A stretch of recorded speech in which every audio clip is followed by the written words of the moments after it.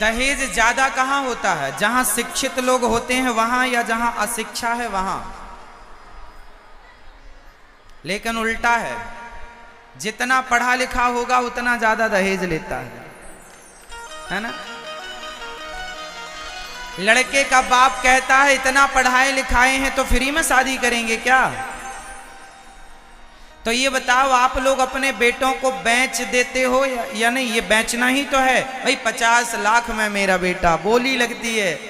कोई 30 लाख में आया और कोई 35 में आ गया, 30 वाले को खारिज कर दिया, 35 वाले से विवाह कर दिया। भरे बाजार में आप अपने बेटों को बेच देते हैं और बाद में कहते हैं कि बहू सेवा नहीं करती। अरे जब बहू तुमने लाई ही नहीं, तुमने तो खरीदा है। बहू ने, तुम्हारी बेटी, तुम्हारी बहू ने तुम्हारे पति को 40 लाख, 50 लाख, 10 लाख में खरीद लिया। वो सेवा थोड़ी करेगी तुम्हारी। हमारे यहां होता है समधि, हमारे यहां होता है संबंध। क्या होता है? संबंध का अर्थ है, समधि का अर्थ है जहां दोनों की बुद्धि सम हो, दोनों की विचारधारा एक हो, उसे तो समधि कहते हैं, संबंध कहते हैं। लेकिन आज संबंध नहीं होता, संबंध के नाम पर सौदा होता है। 10 लाख का, 20 लाख का लड़का बाजार में मिल जाता है। क्यों जी? और फिर सास कहती है बहू से तुम मेरी सेवा करो। किस भाव से सेवा करे वो? तुमने भाव छोड़ा ही नहीं, खूब मुंह फाड़ फाड़ के मांग लिया। अब कैसे सेवा करेगी वो? क्यों? संबंध जैसी तो कोई बात रही नहीं। अच्छा ये बताओ, जहां संबंध होते हैं वहां लेन देन की बात होती है क्या? जहां प्रेम होता है ना मेरी माँ, जहां अपनापन होता है वहां बात पैसों की नहीं होती। पैसों की बात वहां होती है जहां अपना कोई लेना देना। हाँ, तो आपके रिश्ते शुरू कहां से होते हैं? पैसों से। जबकि रिश्तों की शुरुआत पैसों से नहीं, प्रेम से होनी चाहिए। पर प्रेम तो है नहीं, पैसों से शुरू होता है और पैसों में ही जाकर के पूरा हो जाता है। इसलिए आजकल के रिश्ते टिकाऊ नहीं हैं। पहले के रिश्ते टिकाऊ थे। पहले रिश्ते 7 जन्म के लिए होते थे। अब तो एक ही जन्म में 7 रिश्ते हो जाते हैं लोगों के। शादी हुई, साल भर बाद तलाक हो जाता है, डिवोर्स हो जाता है। हाँ या ना? इसलिए बिहार में सबसे बड़ी प्रॉब्लम दहेज भी है। बिहार की सबसे बड़ी समस्याएं, उन समस्याओं में एक समस्या है दहेज। इसलिए मैं आप लोगों से प्रार्थना करता हूं कि दहेज जैसी बीमारी से, अरे अपने बेटों को इतना लायक बनाओ, अपने बेटों को इतना योग्य बनाओ कि आपकी योग्यता के आगे सब फीका पड़ जाए और आपको किसी के सामने हाथ फैलाने की जरूरत ही ना पड़े कि तुम हमें ये दे दो, वो दे दो। इसमें लड़कों की गलती कम, लड़कों के पिताओं की बाप की गलती ज्यादा। अच्छा एक बात बताओ, भिखारी किसे कहते हैं? जो मंदिर के बाहर भीख मांगते हैं उन्हें भिखारी कहा जाता है। जो मंदिर के बाहर भीख मांगे उन्हें भिखारी कहा जाता है। और जो घरों में, महलों में बैठकर दहेज मांगे, बताओ उन्हें क्या कहा जाएगा? अरे मंदिर के बाहर बैठने वाला भी भीख मांगता है और तुम जो दहेज मांगते हो ये भी तो, ये क्या है? क्या है ये से बताओ, जोर से बताना, क्या है ये? अरे मंदिर के बाहर बैठकर मांगने वाले को भिखारी कहते हैं और दहेज मांगने वाले को भिखमंगा कहते हैं। ये भिखारी नहीं है। कौन है ये?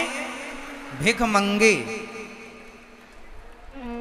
ससुर जी हमें गाड़ी दे दो, ससुर जी हमें गाड़ी दे दो। क्यों? जब तेरी औकात नहीं है गाड़ी खरीदने की तो भीख क्यों मांगता? तुम्हें शर्म भी नहीं आती? अरे सपने देखना है, गाड़ी में बैठना है तो तो अपनी मेहनत के बलबूते पर गाड़ी खरीदो। यदि ससुर ने गाड़ी दे दी और तुम उस गाड़ी को चला रहे हो तो तुम तो केवल ड्राइवर कहलाए ना, मालिक तो ससुर कहलाएगा, क्योंकि गाड़ी उसकी है, तुम्हारे बाप की तो है नहीं। तुम तो केवल ड्राइवर हो। क्यों अपना स्टेटस कम करते हो? अरे मेहनत करो, गाड़ी चाहिए तो अपने बाप से कहो, ससुर से क्या कहते हो? अच्छा इसने मांगी है गाड़ी, अरे तभी ये मुंह ढक रहा है, मुंह दिखाने के लायक नहीं रहा अब।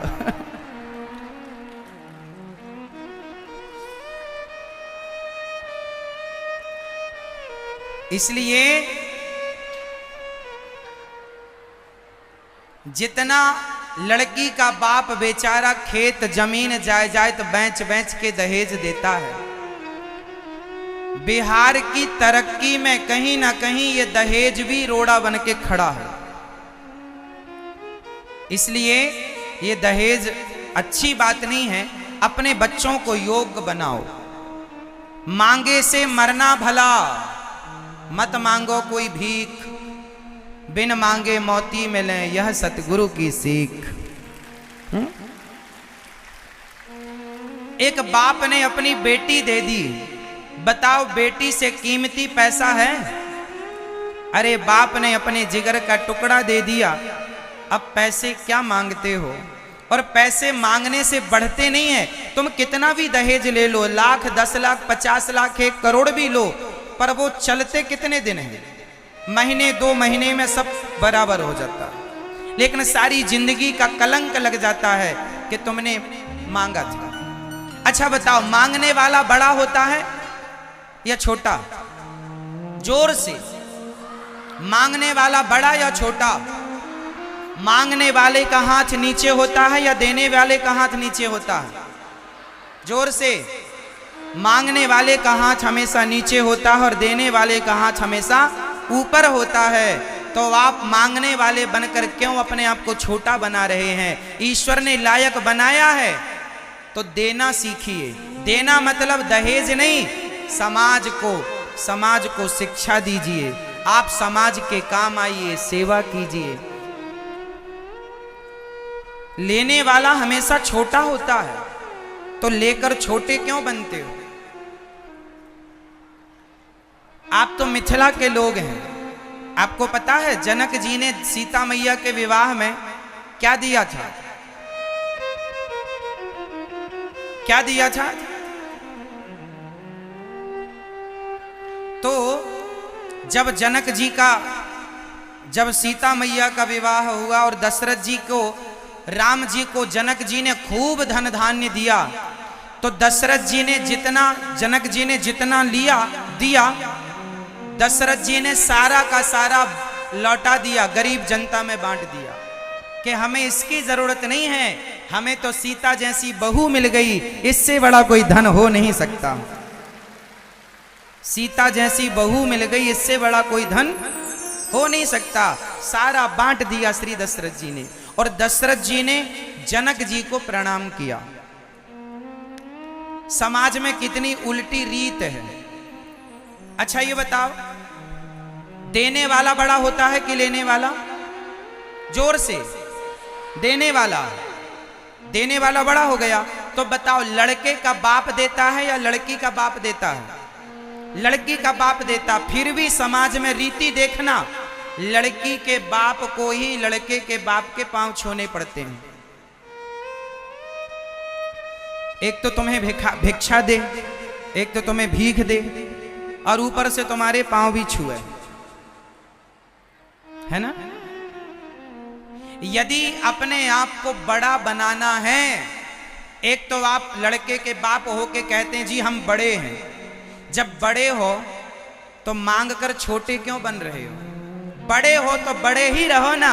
बड़े का अर्थ होता है कि हमें आप अपनी योग्य लड़की, संस्कारी लड़की दीजिए, जो आपकी श्रद्धा है वो दीजिए। हम मांगेंगे नहीं कुछ साहब आपसे, मांगे से मरना भला। ये तो आपका बड़प्पन हुआ। एक तरफ आप मांगते हैं और दूसरी तरफ यदि पैसा कम देता लड़की का बाप तो सारी जिंदगी अपनी बहू को टॉर्चर करते हैं। कई बार तो लड़कियों को जिंदा जला दिया जाता है। अब तो ये केस शायद कम हो। बिहार में कैसे हैं ये केस? हैं, कम होंगे। एक जमाना था कि मिट्टी का तेल डाल के जिंदा जला दिया जाता था लड़कियों को। हाँ या ना? कितनी घिनौनी हरकत है ना ये। संस्कारी लड़की बहुत होती है। मेहनत करने का धन, दहेज का धन टिकता नहीं है साहब। मेहनत का धन टिकता। मेहनत करो, खूब मेहनत करो। बिहार की एक घटना मैं आपको सुना रहा हूं, सुनना ध्यान से। एक लड़की के पिता थे, नौकरी करते थे, 10-15 हजार रुपए उन्हें तनख्वाह मिलती थी। एक बेटी थी, एक बेटा था। बेटी बड़ी हुई, शादी फिक्स कर दी। फलानी तारीख को बारात आ गई। मंडप के नीचे जब फेरे पड़ने की स्थिति आई और कन्यादान का समय आया तो उस दुल्हा लड़का मचल गया। बोले हमें तो गाड़ी चाहिए, कार, 4 चक्के की 4 व्हीलर चाहिए। लड़की के पिता ने कहा, दामाद जी, हमारे आपकी ऐसी कोई बात नहीं हुई थी कि हम आपको गाड़ी दें। हमारी इतनी हैसियत नहीं है कि हम आपको गाड़ी दे सकें। लड़की, वो लड़का दुल्हा मंडप के नीचे बोला, नहीं हमें तो गाड़ी चाहिए वरना हम शादी नहीं करेंगे। उठकर जाने लगा। लड़की के पिता ने सोचा कि राम राम, समाज में बड़ी थू-थू हो जाएगी, बड़ा नाम बदनाम हो जाएगा कि बेटी का विवाह मंडप के नीचे से रुक गया। समाज में फिर हमारी बेटी का विवाह नहीं होगा। बेचारा सीधा साधा भोला भाला बाप था। बेटी के लिए क्या नहीं करता बाप। उसने, बेचारे ने अपना, उसके पास कुछ नहीं था, जमीन जायदाद, 15-20 हजार की जो नौकरी थी उस पर निर्भर था। उसका एक घर था। उस बाप ने अपने घर को गिरवी रखा और गिरवी रखकर जो पैसे मिले उससे वो गाड़ी खरीद कर अपनी बेटी की खुशी के लिए उस दामाद को दिया और चला गया। एक दिन वो लड़का अपनी पत्नी को गाड़ी में, उसी कार में, दहेज की कार में घुमाने ले गया। सामने बड़ी तेज गाड़ी चला। दहेज की गाड़ियां भी ना बड़ी तेज चलाते हैं लड़के। तेज चला रहा, लड़की समझाए, धीरे चलो, धीरे चलो, धीरे चलो। ओ तेज चलाई जा रहा, तेज चलाई जा रहा।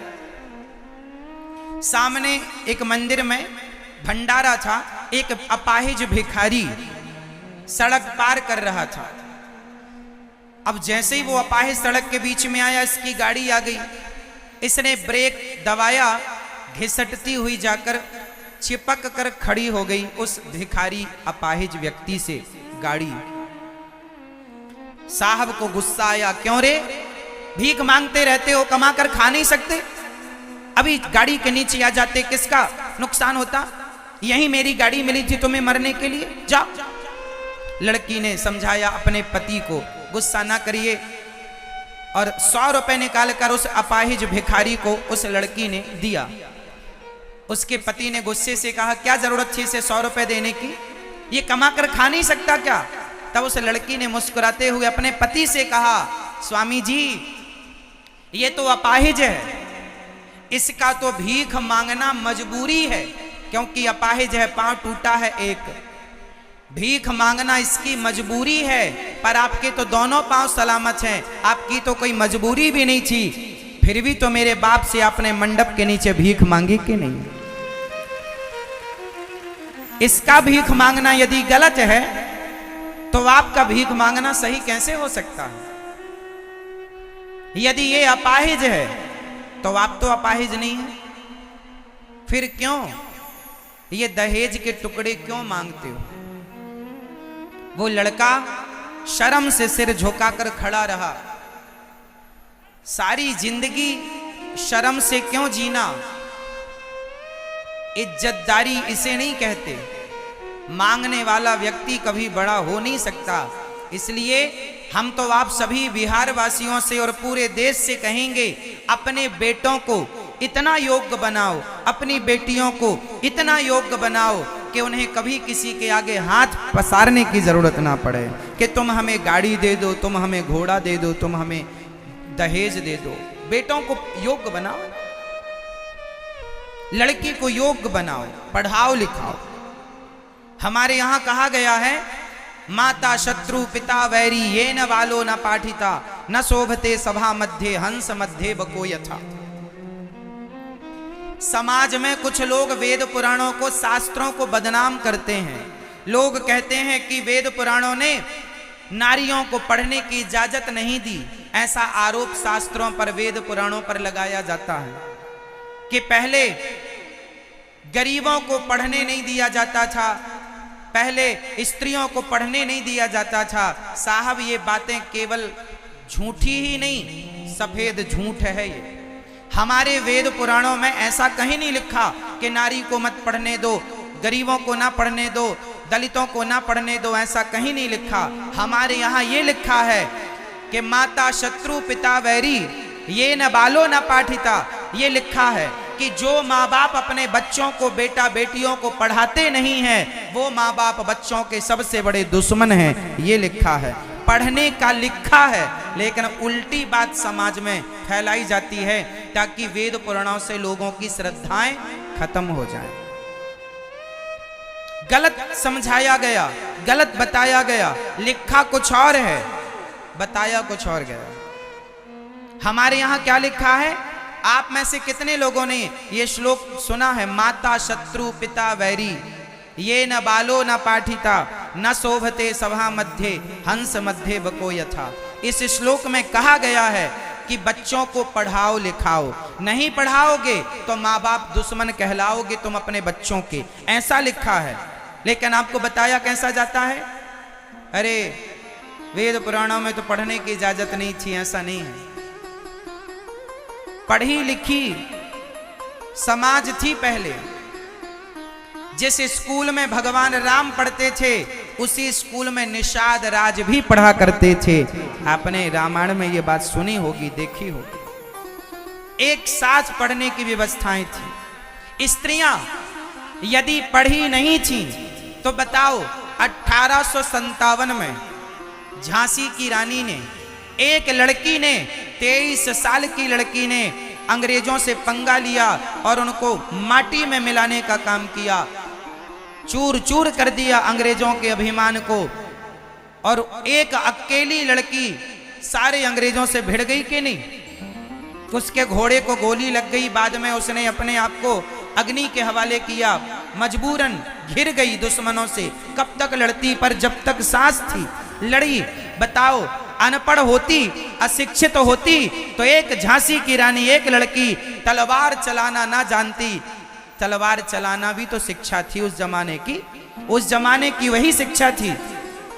और उसने अंग्रेजों से लोहा लिया, अपने राज्य को चलाती थी। झांसी का किला उसके अंडर में था, तो क्या बिना पढ़ी लिखी एक किला संभाल सकती थी, प्रजा को संभालती थी? अरे शिक्षा तो हमारे यहाँ 57 में, 1857 की ये घटना, झांसी की रानी, मतलब शिक्षा थी कि नहीं? नहीं थी। तो झांसी की रानी को तलवार चलाना कैसे आ गया? राज्य सत्ता। एक रानी थी जिसका नाम था मां अहिल्याबाई।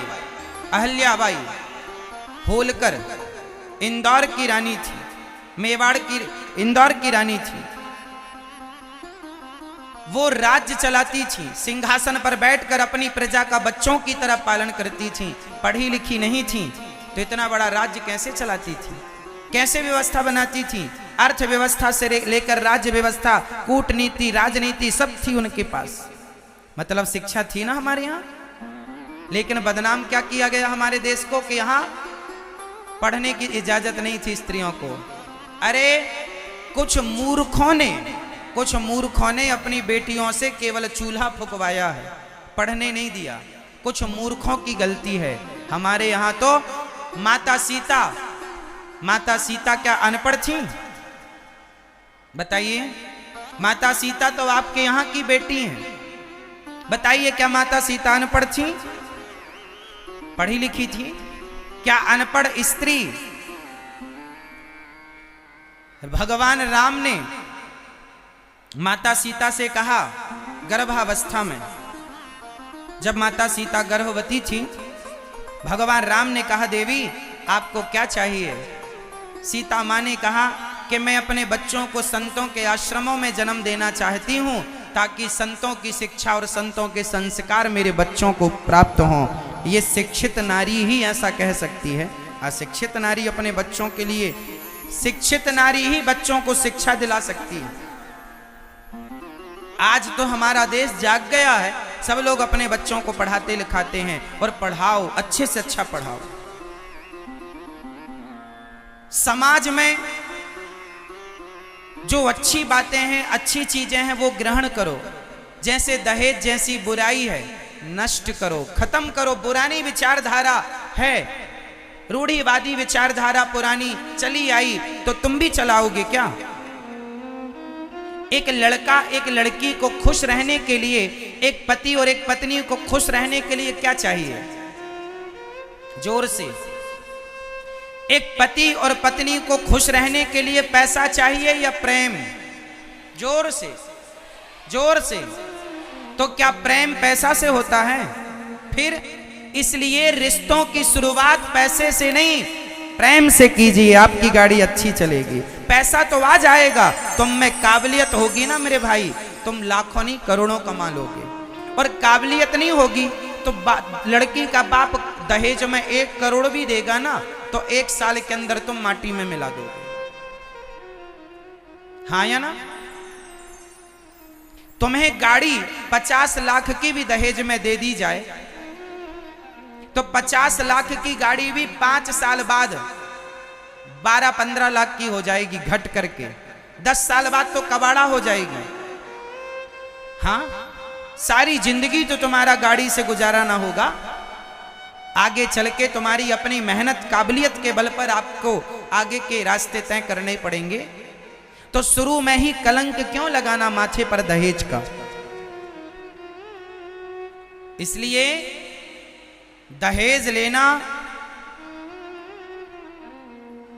अपराध है, कानूनी अपराध तो है।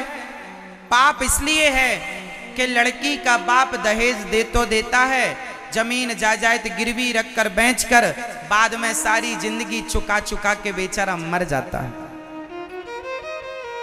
तो आज से कितने लोग इस दहेज जैसी बीमारी से बचेंगे?